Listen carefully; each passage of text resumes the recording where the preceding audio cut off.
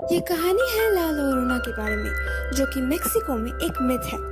कहते हैं मारिया नाम की एक खूबसूरत औरत एक पैसे वाले आदमी से शादी कर लेती है और उन दोनों के 2 बच्चे भी होते हैं। एक दिन मारिया अपने पति को किसी दूसरे औरत के साथ देख लेती है और गुस्से में अंधी होकर अपने दोनों बच्चों को नदी में डुबोकर मार डालती है। उसके बाद उसे अपने किए का बहुत पछतावा होता है और वो खुद को भी मार डालती है, मगर अपने इस घिनौने जुर्म के लिए वो आफ्टर लाइफ में नहीं जा सकी और पृथ्वी पर ही भटकती रही और अपने बच्चों को ढूंढती रही।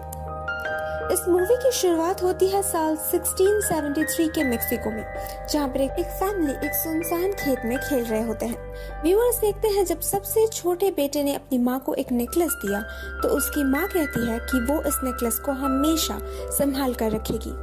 जब वो लड़का कुछ देर बाद हाइकिंग के लिए निकलता है तो वो देखता है कि उसकी माँ उसके भाई को नदी में डुबोकर मारने की कोशिश कर रही है। ये देखकर वो डर जाता है और भागने की कोशिश करता है, मगर उसकी माँ उसे पकड़ लेती है और उसे भी पानी में डुबोकर मार डालती है। इस घटना के 300 साल बाद हम देखते हैं कि लॉस एंजलिस के केस वर्कर एना टेटे गार्सिया अपने क्लाइंट पेट्रिशिया अल्वारेस के दोनों बच्चों के केस का इन्वेस्टिगेशन कर रही है। एक वेलफेयर चेक के सिलसिले में जब वो पेट्रिशिया के घर आती है तो वो देखती है उसके दोनों बच्चों को उसने लॉक करके रखा है।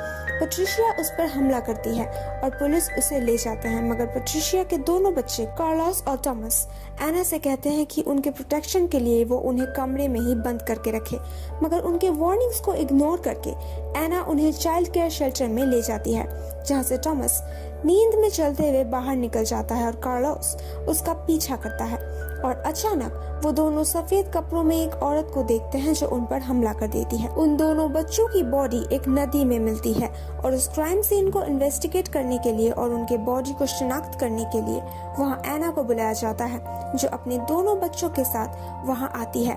मगर जब वो काम कर रही होती है तो क्रिस और सैम गाड़ी में ही उसका इंतजार कर रहे होते हैं। एना सुनती है कि पेट्रिशिया अपने दोनों बच्चों की मौत का जिम्मेदार उसे ठहरा रही है, क्योंकि वो उन्हें बंद दरवाजे से बाहर ले गई थी और इस वजह से पेट्रिशिया उस भयानक ला लोरोना से अपने बच्चों को नहीं बचा पाई। क्रिस क्यूरियोसिटी के मारे गाड़ी से बाहर निकलता है और उसका सामना ला लोरोना से होता है, जो उसका हाथ पकड़ लेती है और वहाँ जलने का निशान छोड़ देती है।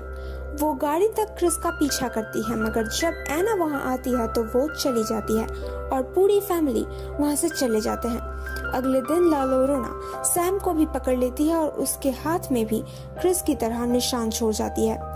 एना पेट्रिशिया से पूछताछ करती है, जिसके पास उसके बेटों की मौत के वक्त का एलिबाई था, मगर एना को पेट्रिशिया कहती है कि उसने ला लोरोना से प्रार्थना की है कि वो उसके दोनों बेटों को जिंदा कर दे, बदले में एना की दोनों बेटों को ले जाए। बहुत जल्द ला लोरोना से एना का सामना होता है जब वो सैम को बाथटब में डुबोकर मारने की कोशिश करती है और वो एना के हाथों पर भी जलने का निशान छोड़ जाती है।